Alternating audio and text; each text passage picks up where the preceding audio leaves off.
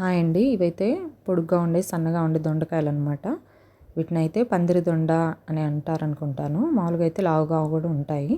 అవి కొంచెం పులుపు ఉంటాయన్నమాట. ఇవైతే పులుపు లేకుండా ఎక్కువ రోజులు నిల్వ ఉంటాయి. అది కాకుండా అలాగే పచ్చిగా ఉంటాయి. తొందరగా పండవు. అందుకనేసి ఇటు మా ఊరి సైడు, ఇటు సైడ్ ఎక్కువగా ఇవే వాడుతుంటారు. వీటినైతే ఇప్పుడు నేను చిట్టి ముక్కల ఫ్రై ఎలా చేసుకోవాలి తక్కువ నూనెతో అని చెప్పేసి ఈరోజు మీకు వీడియో షేర్ చేయబోతున్నాను. నమస్తే, అస్సలం వాలేకుమ్. Welcome to my channel Hasam home vlogs.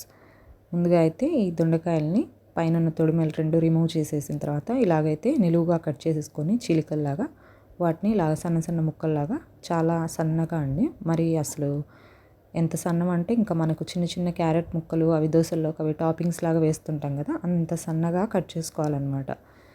అంత సన్నగా చాలా టైం పడుతుందండి. అందుకనేసి నేను నిదానంగా కూర్చొని ఇలా కట్ చేసుకుంటున్నాను. ఇలా నిలువుగా ముందు చీలికల్లాగా ఒక 2-3 చీలికలు చేసేసి మిడిల్లో కట్ చేసిన తర్వాత వీటిని మళ్ళీ చిన్న చిన్న ముక్కలుగా తరుక్కోవాలన్నమాట. ఇప్పుడైతే చాలా టైం పడతాయి. ఇప్పుడైతే నేను ఒక 1/2 కేజీ దొండకాయలను అయితే కట్ చేసుకోబోతున్నాను. అందుకనేసి కూర్చొని నిదానంగా కట్ చేసుకోవాలి. మనం ఈ ఫ్రై చేయడానికి ముందే ఒక అరగంట టైం ముందు పెట్టేసుకొని కటింగ్ కోసమే పెట్టేసుకోవాలన్నమాట. మనం ఇలా పూర్తిగా అన్ని దొండకాయలు మొత్తం కట్ చేసుకున్న తర్వాత ఒక బౌల్లోకి అయితే ట్రాన్స్ఫర్ చేసుకుంటున్నాను. మామూలుగా అయితే ఏదైనా చాపర్స్ లాంటివి పెట్టేసుకోవచ్చు కదండి, తొందరగా అయిపోయిద్ది అనుకోవచ్చు. కానీ ఇలా కట్ చేసుకున్నంత ముక్కలు అలా మనం చాపర్స్లో అలా వేస్తే కొంచెం మెత్తగా అయిపోవడం అలా జరుగుతుందండి. ఇంత ప్రాపర్గా కటింగ్ అలా ఉండదన్నమాట, కట్ చేసుకున్నట్టు ఉండదు. అందుకని నేను ఇప్పుడు కాస్త టైం పెట్టుకొని ఇలాగే కట్ చేసుకుంటాను. ఎటువంటి చాపర్స్ కానీ కట్లెట్స్ కానీ యూస్ చేయను అనమాట. ఇలా చాక్తోనే కట్ చేసుకుంటాను, ఇలా చిన్న చిన్న ముక్కల్లాగా. ఈ ముక్కలు ఎంత చిన్నగా కట్ చేసుకుంటామో రెసిపీ కూడా అంత టేస్టీగా ఉంటుందండి. తొందరగా వేగుతాయి కూడా. ముక్కలన్నీ రెడీ అయిపోయిన తర్వాత ఇక్కడైతే ఒక బాండీలో ఒక టేబుల్ స్పూన్ ఆయిల్ అయితే యాడ్ చేసుకున్నాను. ఈ కోల్డ్ ప్రెస్ గ్రౌండ్నట్ ఆయిల్ అనమాట. 1 టేబుల్ స్పూనే యాడ్ చేసుకున్నాను. అందులోకి ఇప్పుడు ఈ 1/2 కేజీ దొండకాయలు ఫ్రై చేసుకోబోతున్నాను అనమాట. ఇలాగా ఈ మొత్తం దొండకాయలని ట్రాన్స్ఫర్ చేసేసుకున్నాను నేను బాండీలోకి. కాస్త ఆయిల్ వేడైన తర్వాత దొండకాయ ముక్కల్ని బాండీలోకి అయితే వేసేసుకున్నాను. ఇప్పుడు మొత్తం పైనంతా ఉన్న వాటర్ మొత్తం డ్రై అయిపోయేంత వరకు, దొండకాయ ముక్కల్లో ఉన్న వాటర్ మొత్తం లైట్గా డ్రై అయిపోయేంత వరకు ఇలా వేపుకోవాలన్నమాట. మీడియం టు సిమ్లో ఉంచేసుకొని ఫ్రై చేసుకుంటే సరిపోతుందండి. కొంచెం నీరంతా ఇంకిపోయిన తర్వాత అందులోకి ఒక 1/2 టీ స్పూన్ వరకు సాల్ట్, ఒక 1/4 టీ స్పూన్ వరకు పసుపు అయితే యాడ్ చేసుకుంటున్నాను. కొంచెం వాటర్ అది డ్రై అయిపోయిన తర్వాత మనం సాల్ట్, పసుపు యాడ్ చేసుకోవడం వల్ల ముక్కలు కూడా త్వరగా వేగుతాయండి, లేకపోతే ఎక్కువ టైం తీసుకుంటుంది. అందుకనేసి కొంచెం డ్రై అయిపోయిన తర్వాత మాత్రమే ఒక 2-3 మినిట్స్ అలాగే వేపుకున్న తర్వాత మాత్రమే సాల్ట్ ఇంకా పసుపు అనేది యాడ్ చేసుకున్నాను. ఇప్పుడైతే పూర్తిగా సిమ్లో ఉంచేసుకొని ఫ్రై చేసుకుంటున్నాను అనమాట. ఇది సింపుల్ రెసిపీ అయినా కూడా కొంచెం టైం టేకింగ్ ప్రాసెస్ అనేది ఉంటుందండి ఇందులో. ఎందుకంటే మన రెసిపీని చాలా టేస్టీగా మనం తినాలనుకున్నప్పుడు కొంచెం టైం ఎక్కువగానే పెట్టేసుకొని ప్రిపేర్ చేసుకోవడం మంచిది.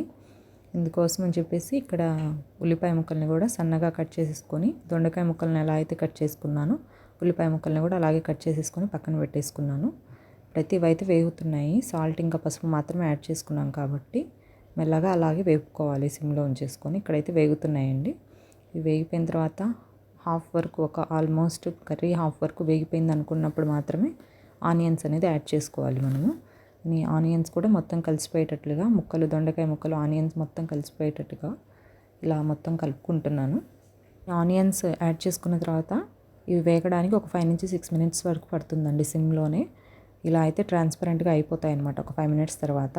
ఇప్పుడు ఇందులోకి ధనియాల పౌడర్ అనేది యాడ్ చేసుకుంటున్నాను నేను. 1.5 టీ స్పూన్ వరకు ధనియాల పొడి అనేది యాడ్ చేసుకుంటున్నాను. ఈ ధనియాల పొడి ఎలా ప్రిపేర్ చేసుకోవాలనేది ఇది వెజ్ అండ్ నాన్ వెజ్లో రెండిట్లోకి మనం యూస్ చేసుకోవచ్చండి. ఎలా ప్రిపేర్ చేసుకోవాలనేది నేను మన ఛానల్లో డీటెయిల్ వీడియో ఒకటి అప్లోడ్ చేశాను, ఒకసారి చెక్ చేయండి. ఇలా అయితే మొత్తం మిక్స్ చేసుకుంటున్నాను. ధనియాల పౌడర్ మొత్తం కలిసిపోయేటట్టుగా మిక్స్ చేసుకోవాలి. ఈ ఉల్లిపాయలు అనేది యాడ్ చేసుకోవడం వల్ల మనకు కర్రీకి ఎక్స్ట్రా టేస్ట్ వస్తుందండి. వద్దనుకున్న వాళ్ళు ఉల్లిపాయలు యాడ్ చేసుకోకుండా కూడా ప్రిపేర్ చేసుకోవచ్చు. నెక్స్ట్ అయితే కొంచెం ట్రాన్స్పరెంట్ అయిపోయిన తర్వాత, ఉల్లిపాయలు అవన్నీ వేగిన తర్వాత ధనియాల పొడి పచ్చి వాసన పోయేంత వరకు వేపుకొని నెక్స్ట్ ఒక 1.5 స్పూన్ వరకు కారం అయితే యాడ్ చేసుకుంటున్నానండి. మామూలు ఇంట్లో మనం యూస్ చేసే నార్మల్ కారమే యాడ్ చేసుకుంటున్నాను అనమాట. కారం కూడా పచ్చి వాసన పోయేంత వరకు ఇలాగైతే సిమ్లోనే ఉంచేసి ఫ్రై చేసుకోవాలండి. కారం ముక్కలకు అంత పట్టేంత వరకు ఇలాగైతే ఫ్రై చేసేసుకోవాలి.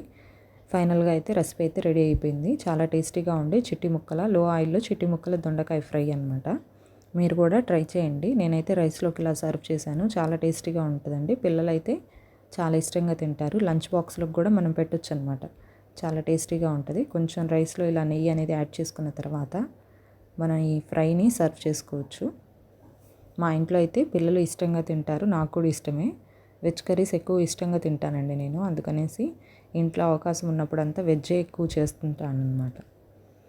ఇలా రైస్లోకి మొత్తం కలుపుకున్న తర్వాత దొండకాయ ఫ్రైతో ఇలా మనం పిల్లలకి పెట్టొచ్చు, మనమైనా తినొచ్చు. చాలా టేస్టీగా ఉండే చిట్టి ముక్కల దొండకాయ ఫ్రై.